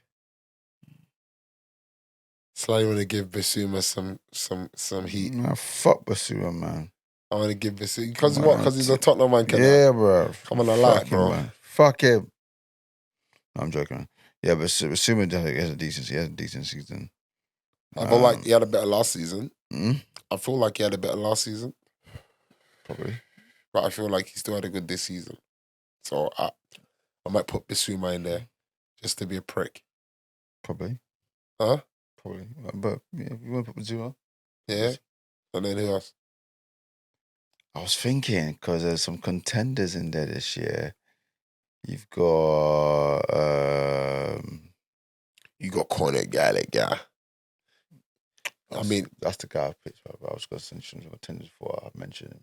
Yeah, I'm not going to lie. I only shouted Conor Gallagher because like... Conor Gallagher's a baller, I feel like bro. he had a quality season. He's a baller. I do feel like he went quiet towards the end of the season. But he had, generally speaking, quite a decent season for a player of his stature. You know what I mean? Like he's at Chelsea, ain't he? And he ain't managed to bag a spot there, but he's managed to like make an impact somewhere else. So you know what I'm saying, so know, you never know. You could be playing for a Chelsea first team this year. Yeah, or he ain't playing for Chelsea first team, man. I highly doubt that. But you know, or you might as well bag him to Crystal Palace. I personally think he should get into that time. I personally think that he's gone out alone. I personally think he's going out alone again. He's gonna go another loan. Yeah, Chelsea are gonna like latch onto him, give him another, or they might like tell him, yo, if you want a couple, but like if he gets sub appearances in cup games, I think he'll be disappointed. Because like, he's better than what he's got, but he's better than what he's got at Chelsea before. But I think he'll be disappointed. Like he'll want to try and get into like Premier League squad and try and do something. So I'm not too sure about it. But what was it has been decent this year? To be fair, Odegaard's been decent as well, so I do understand why you put him in there, and he could be my third guy because I still ain't thought about it. Yeah, can't the same team, bro. No, I'm thinking. No, it's not the same team because I've got Bissouma and Declan already, and you ain't got Bissouma. Okay, cool. But Ruben Neves has been decent this year. Do you know what? Yeah, I mean, I'm not allowed to move a winger into the middle if they do play there as well, am I? You can do what you want. You know, because I might be like... You might be blasphemous. You can do what you want. Oh, man. Feeling to be a cheeky prick and slide Rafinha into... What? Into that role for me. What? Yeah, blood. He's been grabbing games by the scruff. think Gabby's. But obviously, that's not my pick. But I'm just thinking about it. Come on, that's actually Because he's it's actually three players. If I'm looking at He's one of three players in his position that's actually if I had to think about who we're putting there. yeah, but that's what I'm saying. Like, because I'm looking at it like Bissouma and Declan, like, and then like one in front. You know what I mean? Two holding one in front. And if I'm looking at that, if I'm looking at their formation, the one holding, the one doing the box to box. I could give Rafinha that cam role. You know what I mean? I'm just saying, man. Like, you know, it's just like I'm looking at it from the perspective of I don't want to use too many guys up in Chelsea and shit because it's too easy to use guys from Chelsea. And guys from whatever, like I could easily just go, okay, you know what, Havertz here and this guy there and whatever, like if I wanted to, but I'm gonna give the guys, the unsung heroes, some credit, like Rafinha, like what he done for Leeds, like his contribution to Leeds, I think would have been greater to another club, you know, if he played the exact same way he played this season for another club. A lot more of his key passes could have been goals direct, could have been assists, you know, a lot more things that he had done could have come to a better light. But obviously, because he's doing it in a club that was struggling at that point, you know, you have to give him the credit for grabbing it by the scruff. But the reason why I have to slide him into there is because when we're going to the right, like for me, I'm putting Saka in there with no question. Like, I don't give a motherfucker about anybody when we go to the right. And I can't put Richarlison. But I can't put that. Yeah, but Richarlison wasn't even playing off the right. He was playing in the middle, wasn't he? He was their striker. Like, bro, Calvert-Lewin for the last fucking how many games was injured. And then even when he come back from like, did he come back from injury? But I see him on the bench, like for time. Like Richarlison was playing up top. And to be fair, was he even playing right mid when he was playing? Was he not playing left? No, I was just saying, where do you put him in the equation? Oh no, he's definitely a contender in that because like he's another person, obviously that is it. But the one thing I could say is, like, I wouldn't put him as a striker in that in this because of I'd say his conversion rate is not great. Yeah, I've seen him in front of goal, man. He's missed a lot, but he's just somehow gotten back there so many times that he's gotten one. Yeah, do you know what I mean? But Richarlison, like, has missed loads of chances. You know, he's even play that he's created, that he started. You know, he's missed loads. But you know, there's actually three people in that Saka position. Well, Saka's one of three people in that position you can actually put in, and he's thinking it's actually hard to put. You got Saka, Bowen, and Rafinha. Yeah, in that same position. But I'm going for Saka all day. Like, for me to go for Bowen also means that I think Bowen should start over Saka in England, like, which is zero chance. Like, it's zero chance. Like, if Bowen starts over Saka, there's only look, if Bowen starts over Saka, there's only one thing that's gonna come out of my mouth, and I'm not even gonna begin to start with that shit right now. Like, sorry guys, we've already been on that topic today. I'm not even gonna go there. Like, Saka is definitely the bigger contributor. And especially for England as well, like, come off it, man. The season that Saka's had, what he's done for Arsenal, and then on top of it, the fact that Arsenal finished above West Ham, and then on top of that, what he done for England when he was when they were in the Euros. Forget about the penalty that he missed, bro. These are players that were contributing in the qualifiers in the games. Hold up. I'm not. Forget about Bowen. I've got a bone to pick with you now. Go on, hit me up. I got a bone. You said you will put Saka on the right, no hesitation, no hesitation. Right? That's his position all season. Yeah. Would you put Rafinha for Saka if you had to put Rafinha in the right? No, it's because because in a private conversation, off-camera conversation. Off camera. It wasn't a private conversation. Off camera, you said Rafinha will go ahead of Saka. Yeah. In the right, yeah, definitely. And you're telling me now it's a different situation because I'm not sure about the other people that I've got in the midfield. So you're telling me you could have put Rafinha in his stronger position in the right?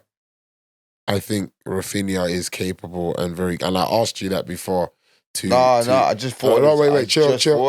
Wait. Let me finish. I asked you prior if it was cool to switch players because, put it this way, yeah. In my team currently, I'm always going to be biased for my players, and I do think that the contribution is very similar. So because Rafinha is not my player, I'm going to put Saka on the right. I do believe that Rafinha is good enough to potentially cause an argument for Saka on the right hand side, but based on this season and based on where they both are at, if I haven't got someone in the middle, I'm going for Rafinha out there.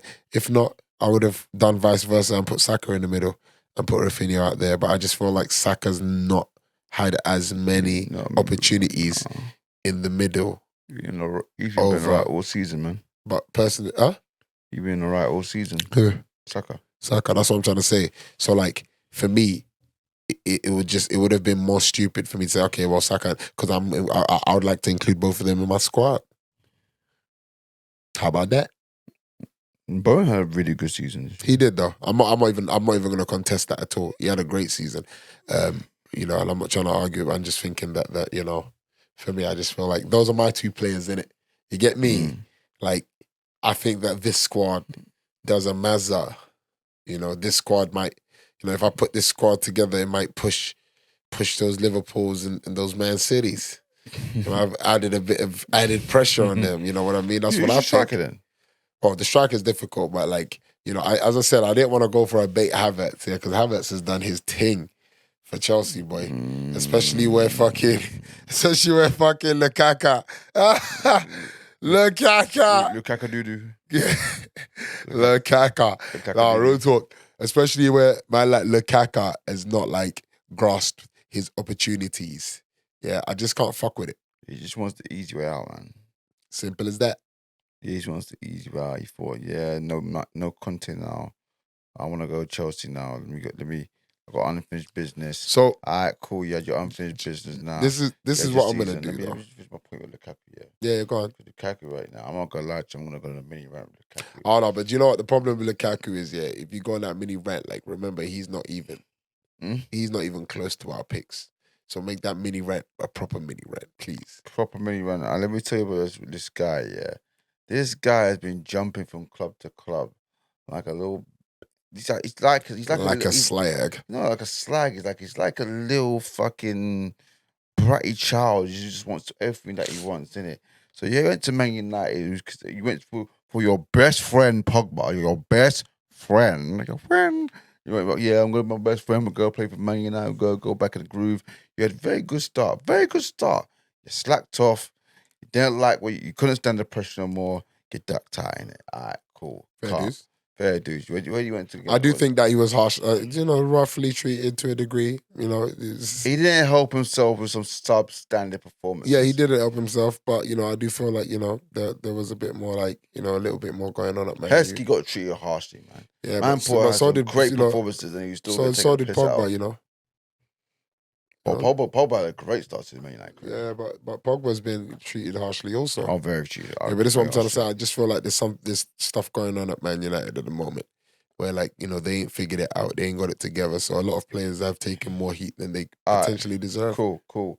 So you go into Milan and you actually do very good there. You win them their first title in how many years? You put yourself you got yourself in your household name. You are one of the main strikers, banging bare goals.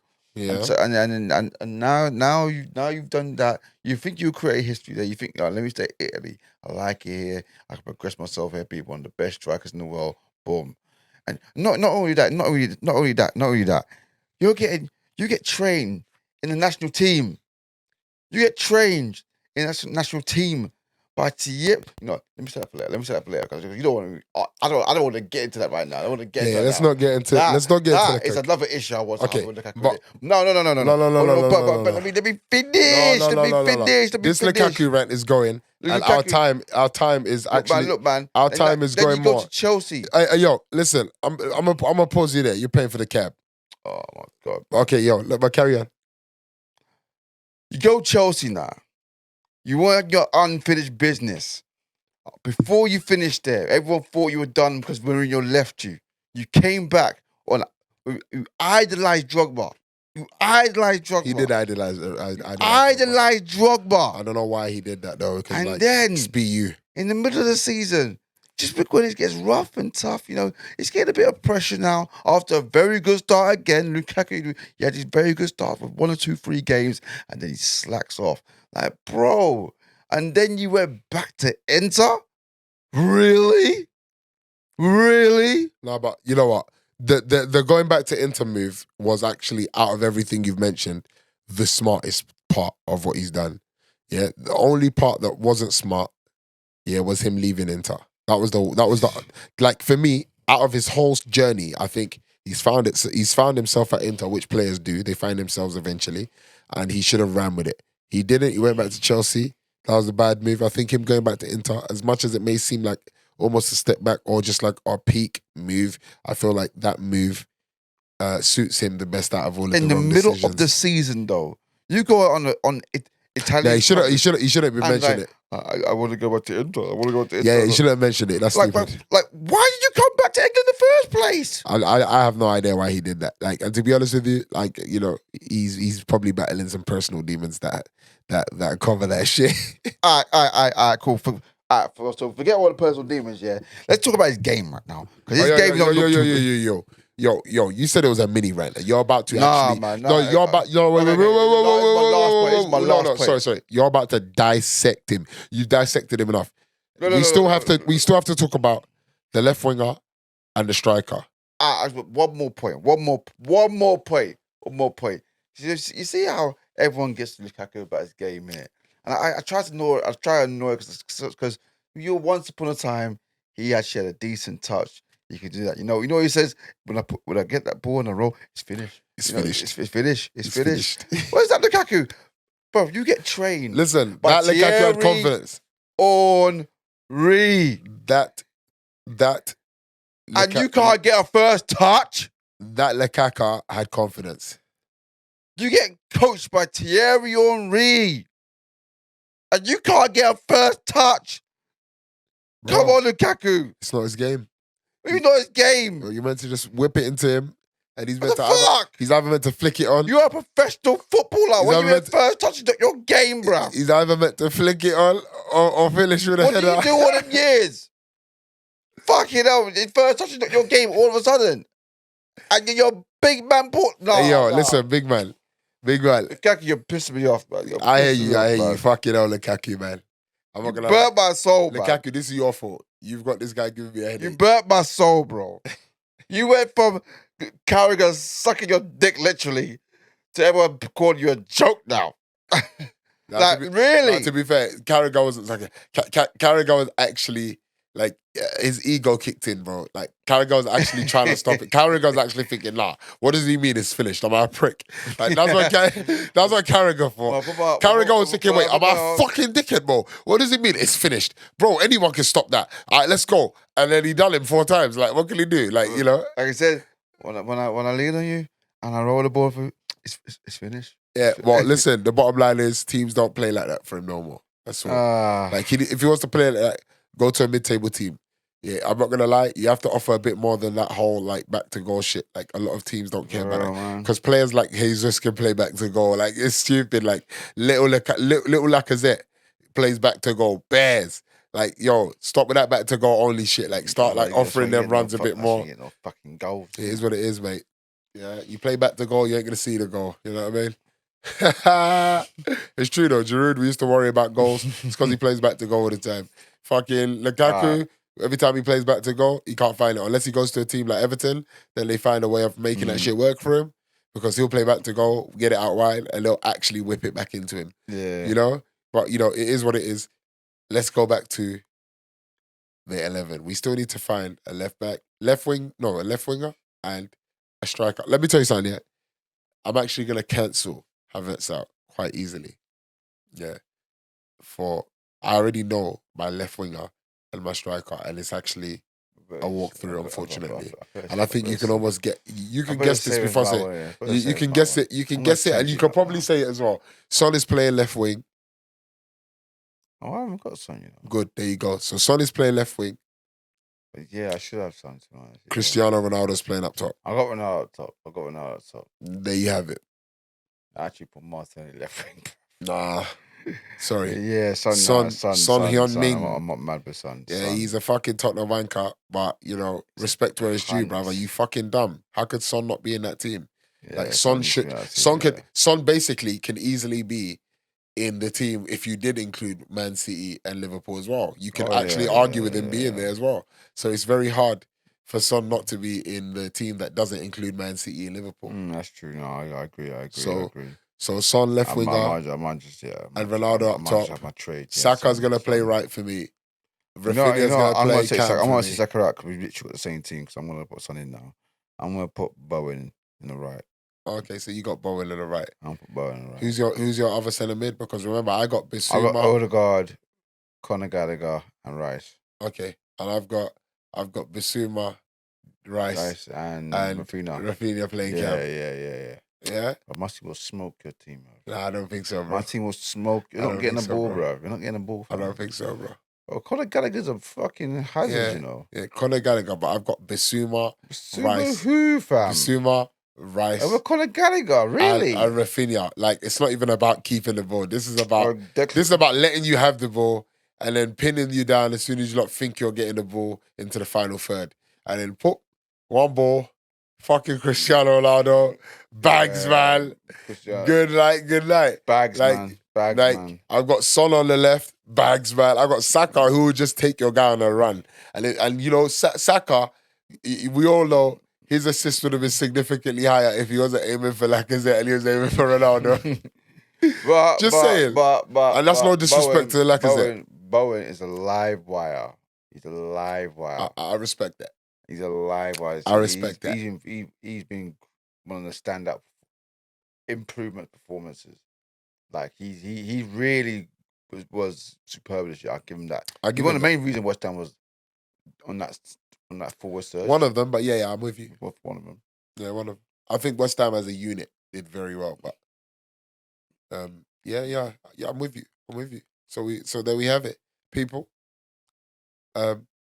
Chuck your 1 to 11s with no Man City and no Liverpool in. Let us know what you think it should be. Tell us where we got it wrong. I think we had Ramsdale as you had Ramsdale as your goalkeeper, I had Mendy as my goalkeeper. We both had Reece James as right back. Yeah. I had Marcus Alonso as left back, and you had Cucurella as left back. Centre backs, we both had Rudiger and Gabriel Margalez. Yeah. My two CDMs are Bissouma and Rice with Rafinha playing in front of them. Your three is? I got my number 4 is Declan Rice and my 2 number 8s, Gallagher and Odegaard. Okay, cool. And then I had Son on the left wing, Ronaldo up top, and Saka on the right. You had? Well, yeah, I've got Son now. Son now. He had Martin. See, he was gonna draw for that fucking piece of paper or the fucking notes on his phone, only for him to fucking disregard one of the top scorers. If not, was he not the top scorer this season with shared top scorer this season? Yeah, to play his fucking beloved Martinelli. Don't get me wrong, I love Martinelli to the ends of the earth. But if we had to swap Son for Martinelli, I can't lie, I might actually say yeah, without a blink of an eye, because Son is already the product and we know he can do it, and Martinelli is still learning the trade. He's still learning the trade. Yeah. So for me, if I had to do a swap, as much as a dirty stinking Tottenham prick, if he's willing, if he wants to come over to Arsenal, to the right side, to the bright side, to the side that's not the waste man side, then come over. And if you want to stay at Tottenham where you can always sniff that trophy but you can never touch it, stay there. Whatever.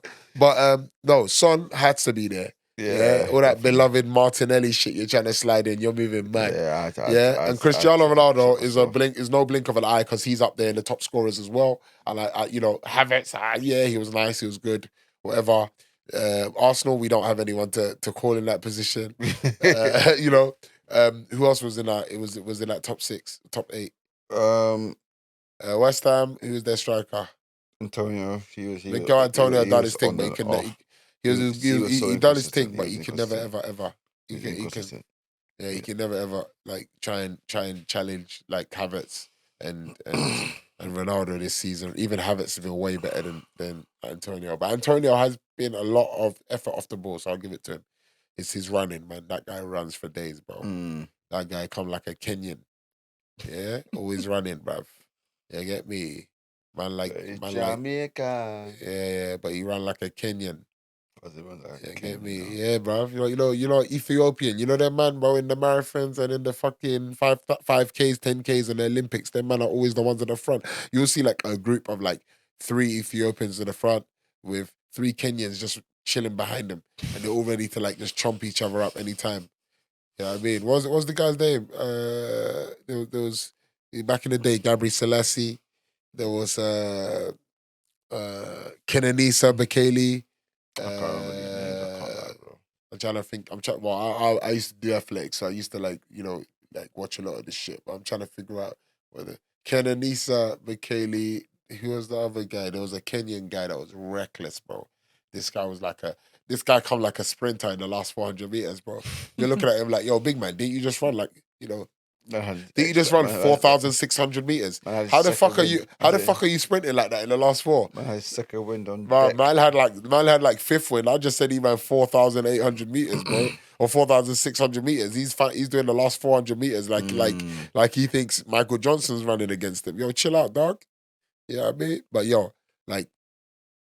Mikel Antonio was running hard, so I have to respect him. I have to respect it. I have to rate it.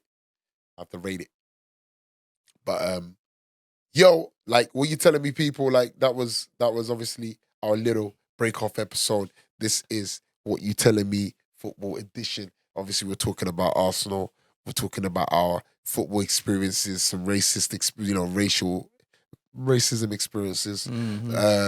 We're also talking about our some of our signings, not all of them. We didn't really get into that topic too much, but we spoke about Gabriel Jesus, coming through.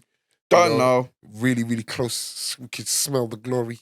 He's doing his thing, and ultimately, we finished. Shout out Fabio Vieira. Yeah, shout out Fabio Vieira. Zup, and then Ketia, well done for getting bagging Well, that contract. bags in your contract. Bagging your contract. You done well. You done well. You got the bag. You got the bag. And we did the bag. We did our 1 to 11. Our 1 to 11 for. I got Bowen on my right hand side, by the way. We had our 1 to 11. Bowen on the right hand side. I got Saka. My 11 will fuck his 11 up. Nah, he thinks so. He had. Bro, listen. What? So what? What? Martinelli on the left, yeah. No, yeah. I got some, bro. That's what I thought. My midfield just. But what does your paper say though? Huh? What does that paper? What does that page on your phone say? Don't worry, I need to go into it. What does? Oh, you were looking for it though. What does it say? Martinelli, yeah. It probably says some, bro. It probably says Son, yeah. Nah, don't worry. We already got you saying that. Oh yeah, I'm not gonna lie. I had Martinelli. So yeah. As we know, Wax is the guy that likes to slide the line out. I look some things in Tottenham, so I don't like Tottenham. Yeah, I know. You don't like Tottenham, so he's fucking biased as fuck. So I don't like Tottenham. And there's probably some players that I've missed out on, like what's his name, Kulusevski. I could have. I could have. Yeah, he's a baller. I could have slid Kulusevski into was my. Was he alone or was he? No. I think they bought him. They bought him. I think he was on loan. I think they permanented him already. Really? Yeah, I think so. He's a problem. I don't know for sure, but I think so. He's a problem. So like Kulusevski could have easily probably now that I think about it, Kulusevski probably takes out Rafinha. Because he's not a mid. He's a winger. Is he a winger? Yeah. Oh yeah, no, he don't take out anyone then. Sorry. He ain't taking out my Saka. Do you know what I mean? Fuck Kulusevski. Because I've seen him score quite a few goals this season, so I thought, but I see him drift into the middle, so maybe that's why. But who knows? And who else have we missed out from Tottenham that could potentially have been given a shout? I won't say Højbjerg. Nah. That's Tottenham team. Who's their left back? I dream Ben Davis. No, I don't know about him. I don't rate him at all. I don't know about him.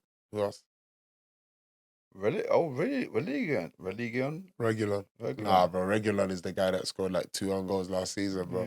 Yeah. 2 own goals in one game, wasn't it, or some shit? I don't know. No, I think one own goal and one assist to the wrong side. Fuck that, bro. Yeah, no, I don't really see any Tottenham players. Yeah, there you go. There you have it. Other than Harry Kane, but Harry Kane. No, like, Harry can't take Ronaldo out. He had a very shit start of the season. Yeah, but he can't take Ronaldo out Yeah, because that's true. just based on like impact. Oh, that's true. Ronaldo's scored more goals, I think, than Harry Kane. Mm. And I think on top of that, Ronaldo's actually like won several games for Man U single handedly. His goals have been the difference most for Man U. most And definitely. and he broke his record for he got into the 100 club this season.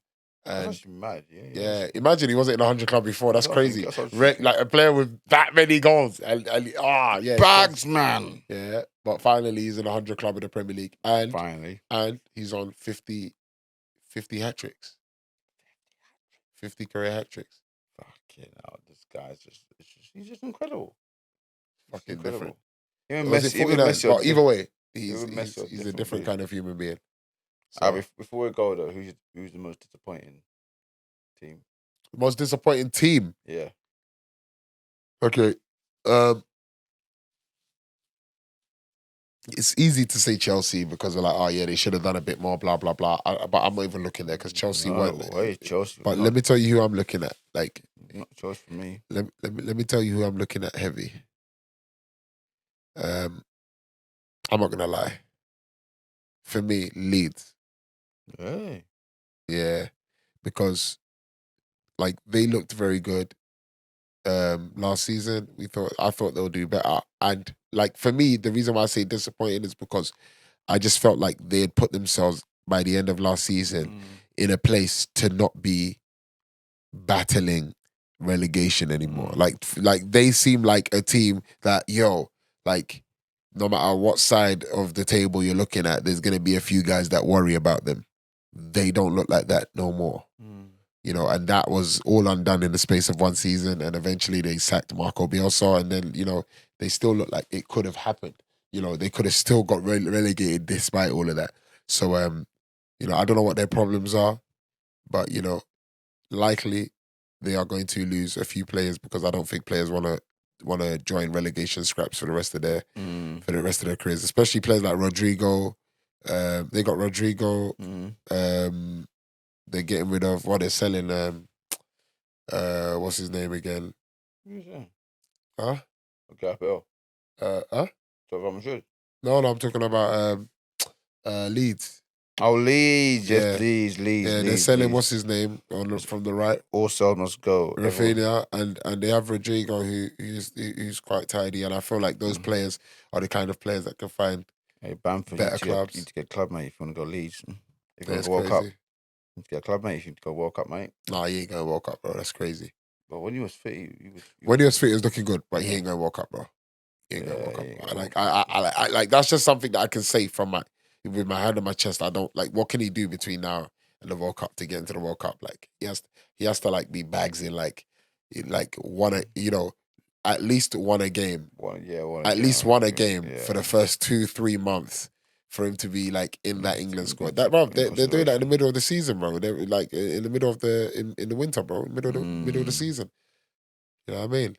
But yo, people, my most disappointing team. Okay, yeah. Pardon me, people. We're gonna go with his most disappointing team, and then we're gonna run because this is dragged for quite a piece. Sorry. But it's cool. It's cool. I knew this is what football does. This is how the football chat go. Yeah, you just keep going, bro. You just keep flying.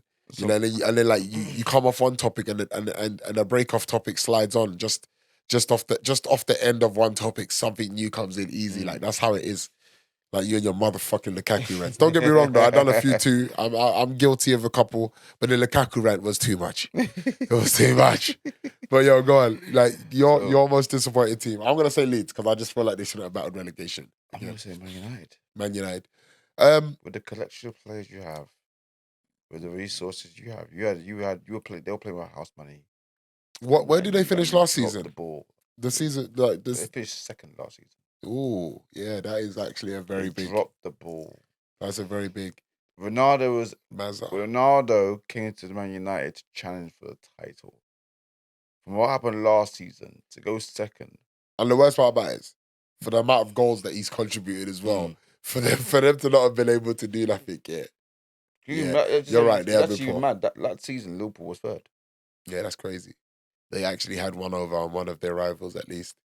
They're stuck between two of their rivals. So it was a thing where you got Ronaldo now. It's time to. There's no more excuses. Time to contend for a title. That didn't happen. Okay, now so what's plan B now? What's gonna happen now? They was literally struggling to a bitch. You can't get Pogba to play. You can't get Varane. How can you not get Varane, a 4-time Champions League winner, to play for your club? It's crazy. And to play well. You went, look, it's so bad. Ragnick came to the club with intention to be the technical director after the season, and he said, "No, I can't do this anymore." I left entirely. Entirely. I like, nope. Why you like me done? No, don't blame him. But Man U was a shit show, so I get it. But yo, people, we literally have to run through. So we gotta thank you, yo, people, for joining us. It's What You Telling Me podcast. One Delts and Battle Rap Wax. You're gonna see our shit drop right in the front of us, not literally. Watch my podcast. But what we're really doing here, though. Watch the podcast. What we're really doing there. Yeah, look at him looking for that free promo. Yo, watch What We Really Doing Here podcast, hosted by Battle Rap Wax. Yeah. You can watch What You Telling Me podcast, hosted by myself, One Delts, as you can see, and loads of my co-hosts. Hang tight, everybody. And yo, thank you for joining us. Drop your comments, drop everything. Like and subscribe. Follow us. Talk to us. Run the numbers up. What you telling me? What you telling me, my G? What you telling me? What you telling me? What you telling me? What you telling me, though? What you telling me? What you telling me? What you telling me? What you telling me? Yo, it's One Delts. What you telling me, fam?